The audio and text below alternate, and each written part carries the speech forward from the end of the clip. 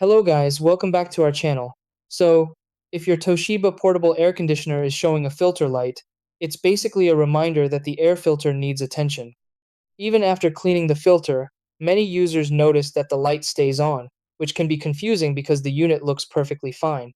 This happens because the filter indicator doesn't reset automatically, it needs to be manually cleared. The purpose of this feature is to ensure regular maintenance so the AC continues to run efficiently and provide proper airflow. The good thing is that resetting the filter light is very simple once you know the correct button and timing.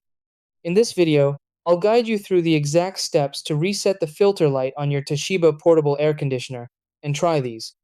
Step 1. Turn on the air conditioner and make sure it is powered. Step 2.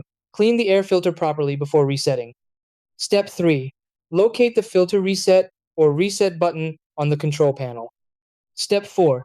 Press and hold the reset button. Step 5. Wait for the filter light to turn off. Step 6. Confirm the unit is running normally without the indicator.